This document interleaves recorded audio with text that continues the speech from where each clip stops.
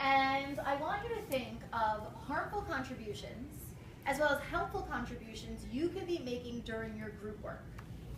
So we talk about our four rules of cooperative group work, which are, who could remind us of one of them? Thank you, Luis. Don't speak loud. That's our, well, no, that's just the volume that we talk about in the class. Alyssa? You are responsible for your own work and behavior. Good. Pass it to someone else for a second rule. Lily. You must be willing to help anyone in your group who asks for help. Thank you. Pass it to a third person. Fernanda. Only one person should talk at a time. That's our golden rule. Pass it to someone for a third rule for group work. You may ask the teacher for help only when everyone in the group has the same question. Good. And the last rule. Barbara. Everyone in your group must be able to explain the group's thinking and solution. Thank you. Okay, so we're following those rules, but we also want to make sure that we're treating each other in general with respect. And so earlier this morning in class 501, John Blank gave us an example of a harmful contribution that you could make by saying you're bad at math. And we talked about how that wouldn't make a person feel good and it wouldn't make a person feel welcome in the group. Owen said a helpful contribution would be saying, even though I disagree with you, I still want to understand your thinking. So does anyone have an example for us of something that might be harmful for you to say or someone to say in your group that would make someone not be able to do that best work? Kevin, what do you think? How do you, like, a bad contribution would say, how do you not know that question, or like that? All right, how do you not know that?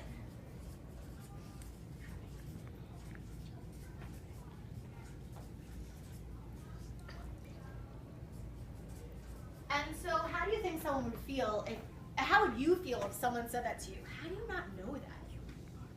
What feelings do you think you'd be feeling? I see some people putting their thumbs down. Anyone want to tell us in words how that might feel? Julian? I think that would make Eyes are on the speaker. I think that would make somebody feel sad, and that'll make them that'll make them feel like they can't do anything. All right. So what kind of helpful contribution sounds like when you're working in your groups later on today? Only 3 people have helpful contributions. I hear you guys complimenting each other all the time, helping each other. So what are you saying when you're doing that? Victoria? Maybe good job. Yeah. Oh, good job. Thank you. You want to pass it to someone else? Alyssa? Well, if someone didn't understand something, you can help them. So what might you say to them? If you knew someone needed help, Do you need help? Are you confused? do you need help? This is a list that we're going to continue to build on. So we're not going to completely fill out this list today. But as Kelly and I are walking around today, if we hear that you're making helpful contributions, we're going to add to this list. I want you to keep in mind that it's not just about what you say, but it's also the tone of your voice in which you say it. So if I was in Daniela's group, and I turned to Daniela and I said, good job. Is that a helpful contribution? Why not, Daniela? I'm saying it like I don't mean it. But if I say, Daniela, good job, it totally changes the meaning of what you're saying. So keep in mind, the tone of your voice matters. All right, on the carpet. And we're going to keep working on similar problems that are going to become more and more challenging. And so we're beginning together, and we're going to record some of our strategies, how we're going to be solving together. And I looked at your work from your Get It Together problems, and I also looked at the work that you've been handing in after you do your group work, and I'm noticing some patterns here. Kelly and I are both noticing patterns.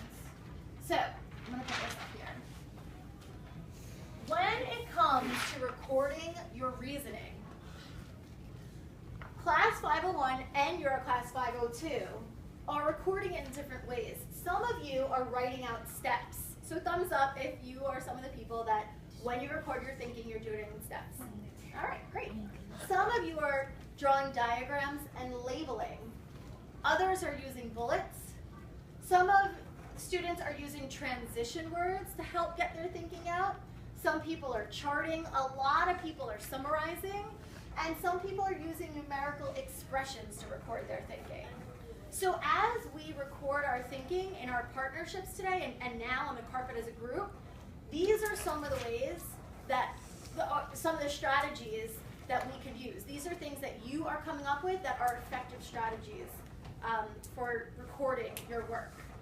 So right now, Kelly, you want to hand these out? Kelly is coming around to hand out a problem that we're all going to be thinking about. And so when Kelly first hands it out to you, your only job is to read the problem on your own and start thinking about how you might answer the question. So we're not going to share out until everyone's had an opportunity to read the problem closely.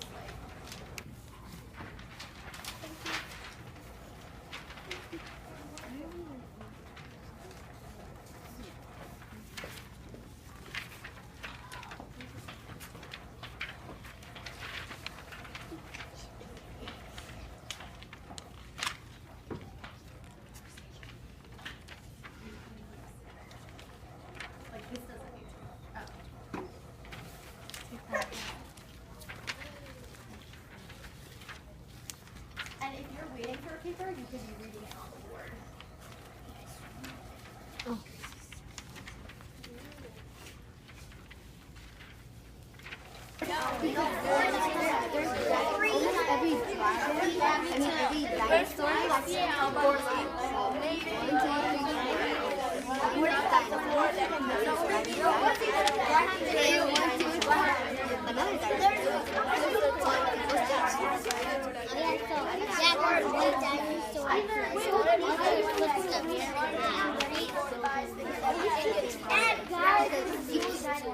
There's 2 dinosaurs. Dinosaur has 4 legs. Not all of them. But usually there's just the 2 are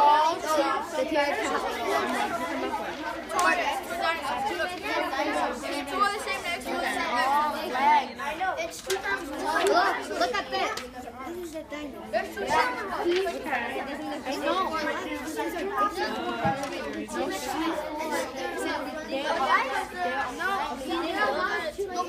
You can fall if you know that. And they're the same type of blood. The black one, they all. They have 4 legs. All of them. I know that. So you know why? You know why? 1, eyes on me. Okay, so I set in on a couple of people, and within your partnerships, you have different ideas. So who would like to share your solution? Let's see, solution 1. Let's start with Alex. How many dinosaurs are standing in the lake? 2. Okay, so your solution is 2 dinosaurs. Can you explain to me your thinking? I think dinosaurs like have 4 legs. A lot of them. Not all of them. Not all of Hold them. on. But those wouldn't. Wait a minute. When we say no and someone shares their thinking, do we think that's a helpful or harmful contribution? Harmful. Why is it harmful? So let's add that. Saying no is harmful. Why is it harmful, Louise? Because someone's Eyes thinking and ears. someone's thinking they're thinking, you're disturbing the other's thinking. Yeah, you stop other people's thinking process. So what could you say instead of no? Fernando? Well, you could, instead of saying no, you could say, well, some dinosaurs don't have, but the thinking. Yeah, well, I was thinking, and then you could share your thinking. But, wait, you know what? Our papers are they're distracting us. So your papers are down, because we don't need them at this moment. And also we need to wait till it's our turn to speak.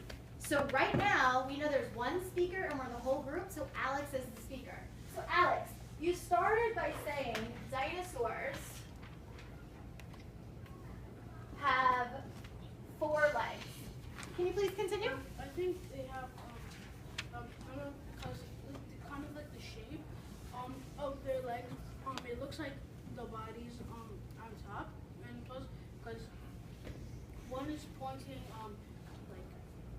like forward, and the other one is pointing forward, and the dinosaur's leg is like backed up like here.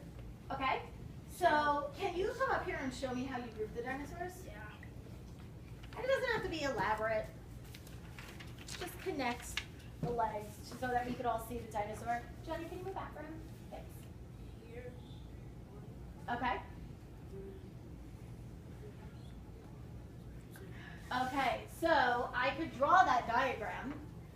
I could draw 2 legs and circle it, and 2 legs and circle it. How can I represent that mathematically? So some of you said that you do numerical expressions. What numbers would represent, and operations would represent that? Brad, what do you think? 4 times 2. Where did you get 4? Because the legs and when they're circled there, there's like 2 in circle. Okay, so I see that there's 2 dinosaurs. Wait. Yeah, do you want to go back to your thinking? Did you change your mind or you're sticking with it? I take it. You changed it? Okay, what are you thinking now? Your hands are down and you're listening to the speaker.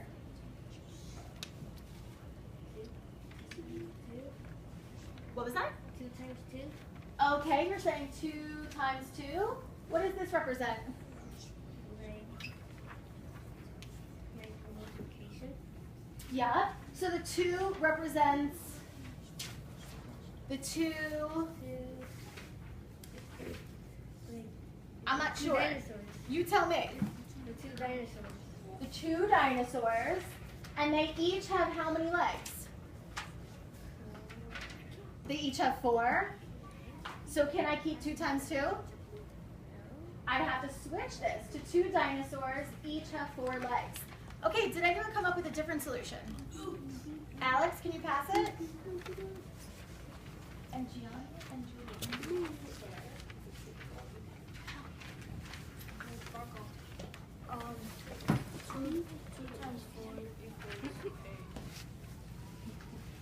So you're saying there's 8 dinosaurs?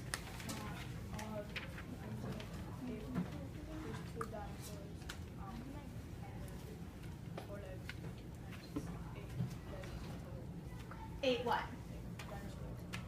There's 8 dinosaur legs in all.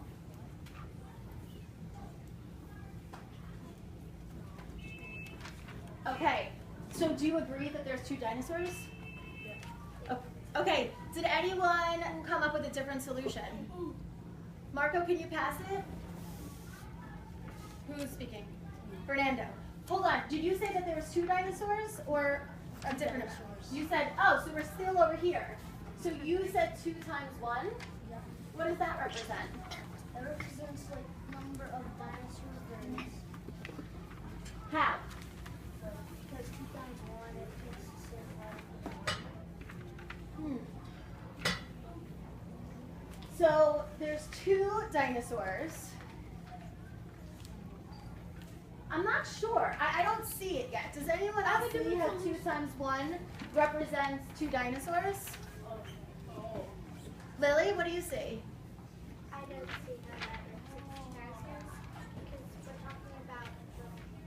because we're talking about if we only see the legs and stuff, so we're basically focused on the legs.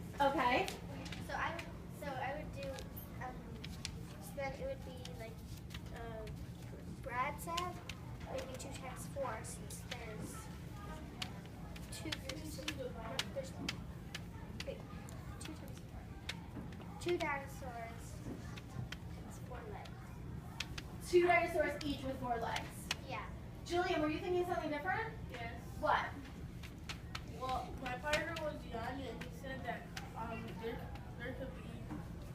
4 dinosaurs. So he came up with a different solution. Yeah, he said it could be 4 dinosaurs. How so?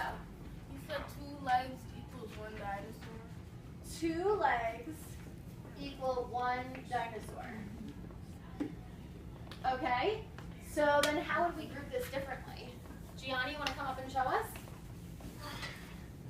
Hard work, Gianni.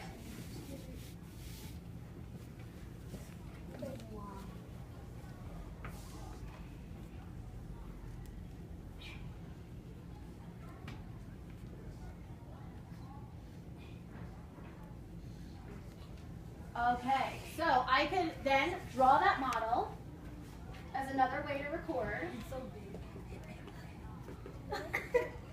So I heard Julian say each dinosaur has 2 legs.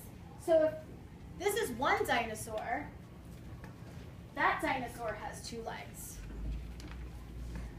This is another dinosaur. That dinosaur has 2 legs. This is a 3rd dinosaur. That dinosaur has 2 legs. And the 4th one. So there's different expressions that we could record.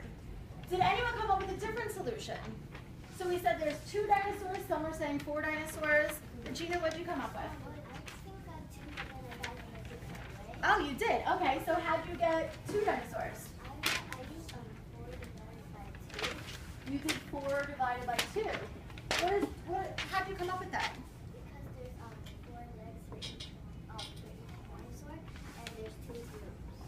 Okay, 4 legs for each dinosaur. 2 groups. What do you mean by groups?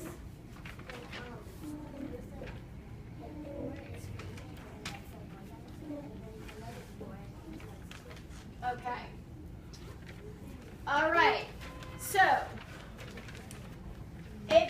we've got lots of different ways of recording our reasoning. Notice that everyone who gave a solution was able to explain their reasoning while doing it. And I just recorded it based on how you were explaining it to me or showing it to us. Before we go, are there any other solutions that we came up with aside from 2 dinosaurs or 4 dinosaurs? What did you come up with, Daniela? You came up with 3 dinosaurs? All right, let me record it over here. So that's solution 3. 3 dinosaurs. And explain your thinking to us. Okay, hold on. Dinosaurs can have 2 or 4 legs. Yes?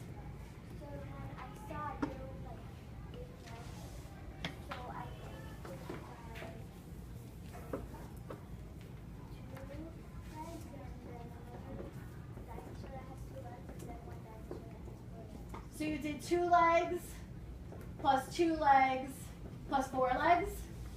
Okay. Did anyone else agree that there were 3 dinosaurs?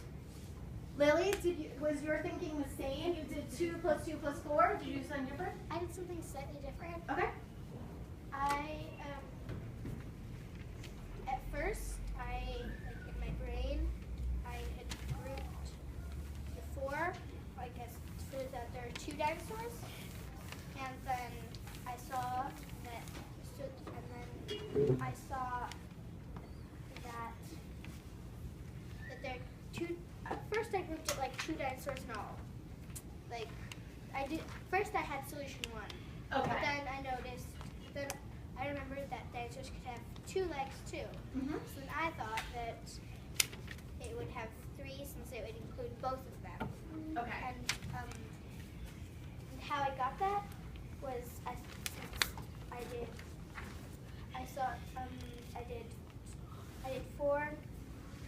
did 4 divided by 2 for this, like, Keep going, take your time. there is 8, and 8 divided by 4 is 2, so that means that there's 2 groups of, so that means there's 2 groups of 4 and 8.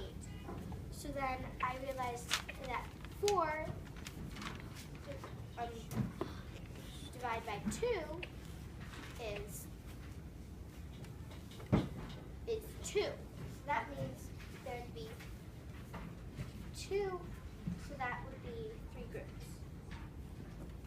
Okay.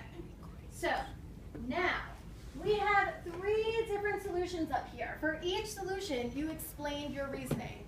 Now we're going to move away from this problem, and you're going to be working on another problem that's slightly harder. But you're going to be able to, so that you can share your strategies together. So over the weekend, I went home and I looked very carefully at your cards because we talked about how we're switching partnerships. And so I was really pleased to see that many of you were making good decisions when selecting a math partner as opposed to someone that we just want to spend time with and hang out with, but they get us distracted.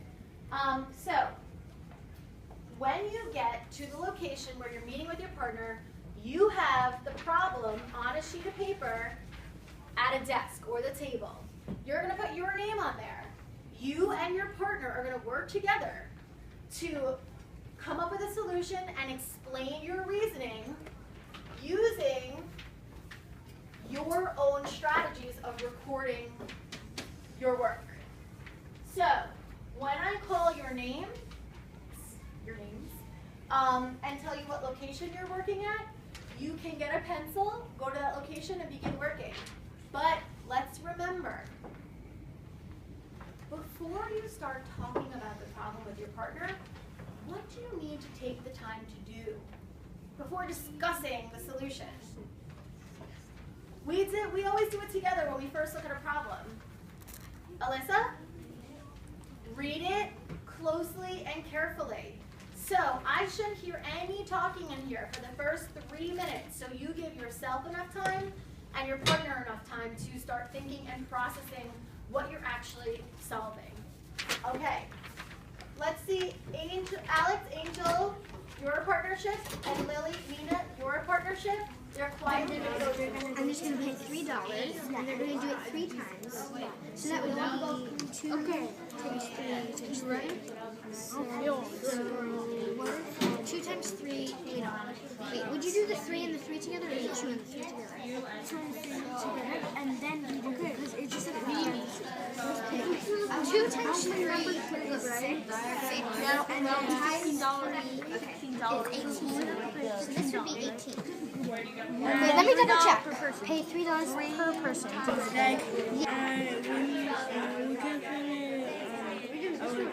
Thinking because like if they pay $12 per person, they will pay $18 for 3 days. If they do plan B, they only will pay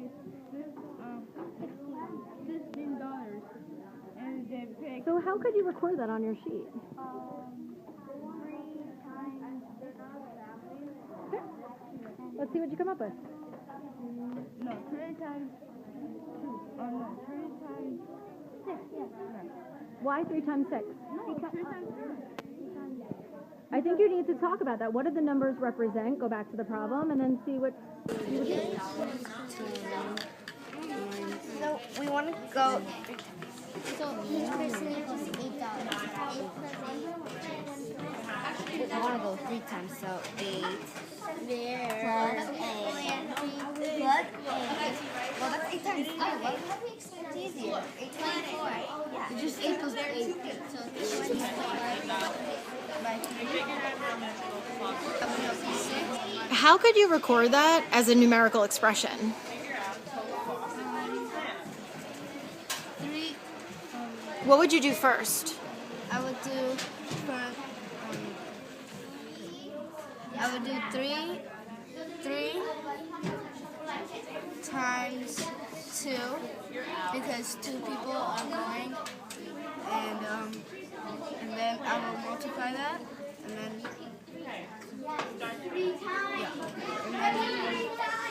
I would add.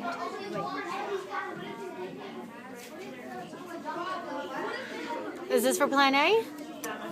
Okay, so you said you have $3 per person, so there's 2 people. Yeah. So is it $6 for plan A? Yes. Do you agree, Alessandra? then it says you and your sister want to go see the dinosaur exhibit 3 times this month. Okay. And then it says which plan should you buy to save money. And I think you multiply 6, which gives you from $3 times 2, Mm-hmm. 6 times 3, and then you would. Where'd you get the 3? I got the 3 from the 3 times this month. Okay, so you would do 3 times 2 first, and then multiply that by 3. So this represents one visit. Oh, yeah. And then I would multiply by 3.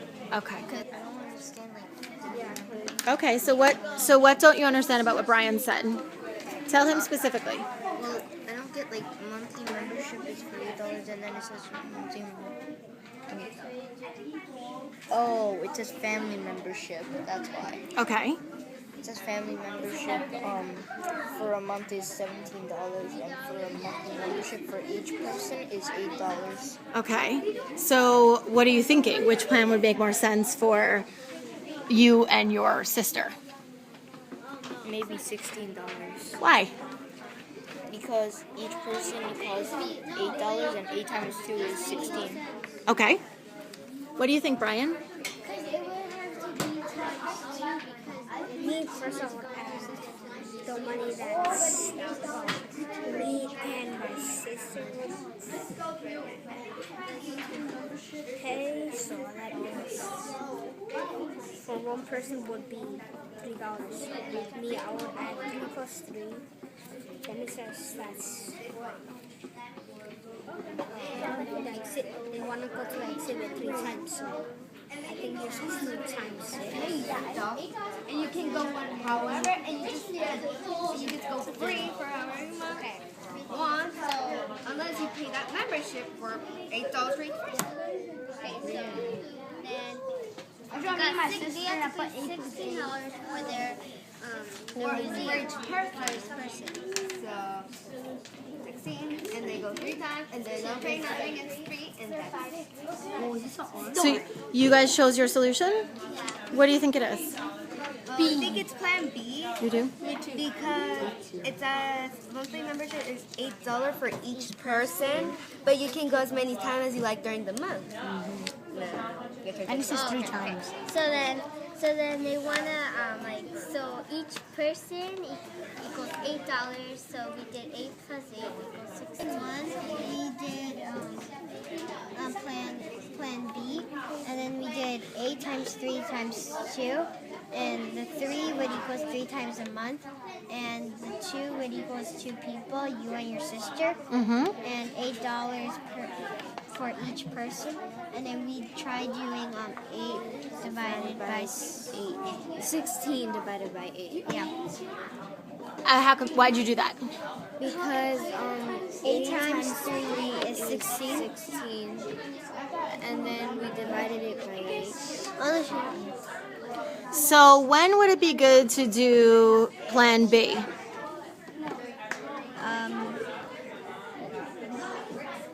Because you have different solutions, but do the plans cost the same? No. Plan A is $3 per person to visit the museum. Okay. And So how much would it be for you and your sister to go with Plan A? $6. It'd be $6? Yeah. For one visit? Yeah. Right? And so how many visits are you planning on going? 3. 3. So how much would it be for the 3 visits? 18. $18? You agree? Yeah. Okay.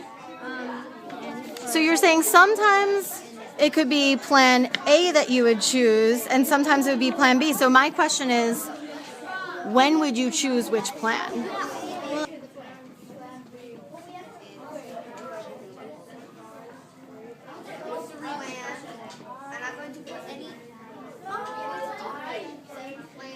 Then C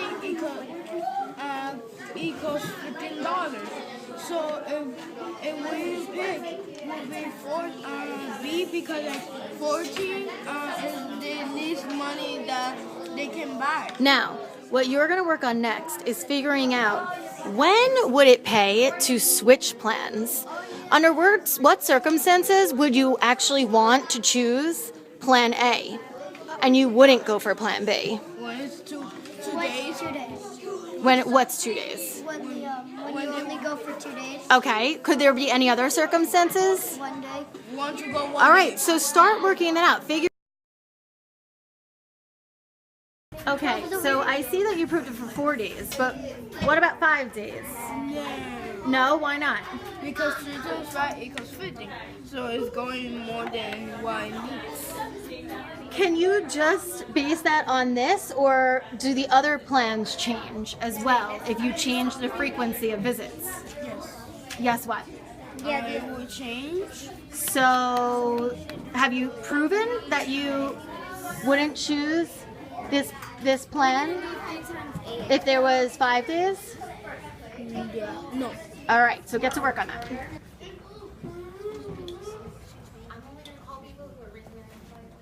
Thank you, Lily. So, many of you are on different levels. Some of you are on level B, some of you are on level C, some of you have extended level C. So, we're going to continue working on this tomorrow. But a lot of times when we wrap up, we talk about our successes and challenges of group work. And so today, let's frame it with the question, did someone make a helpful contribution? Did someone make a harmful contribution? And this is a safe space, so we're not mentioning names, but we could talk about what was actually said. So who'd like to start us off? Melanie, thank you.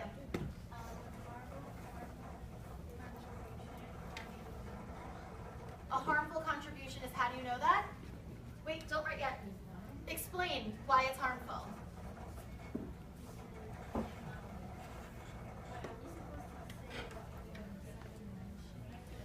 Yeah, if someone said in your group something that you found was really helpful to you, we're going to record it. If you heard someone say something that was harmful, that didn't make you feel good, we're going to record that too. So what do you think? How do you know that? That's how do you not know that. So would how do you know that be helpful or harmful? Helpful? All right, record it under helpful. So when you ask someone how do you know that, you're encouraging them to explain, and then you can learn from them. Melanie, can you pass it to someone else? Oh.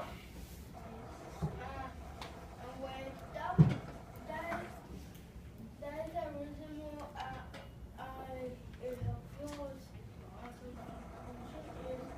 that's a reasonable answer. That's a reasonable answer. I'd feel pretty good if someone told me that's a reasonable answer.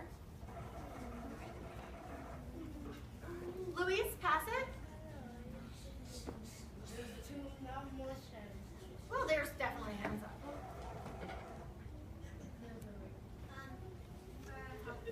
Just speak to the crowd because they're looking at you, but they can't see you or hear you. For helpful contribution, the person that I was working with said, Do you understand it? Why do you think that was helpful?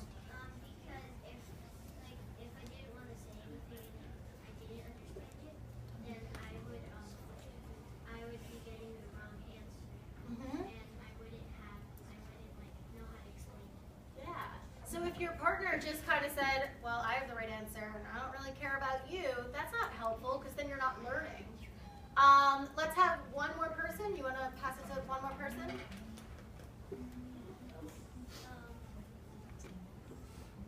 Someone who maybe hasn't had a chance to speak today in the whole group. I would say, Victoria? for harmful, can you do actions, like actions in there? I think that would be okay. Are we okay with putting up actions here? Yeah. Sure. Maybe they could start they could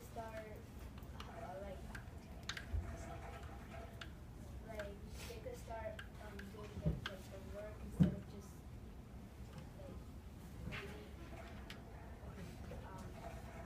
I don't know how to say this, but maybe starting. Did you hear Lily? She said not waiting for you, like going ahead. Like going in and work, That's not what you meant.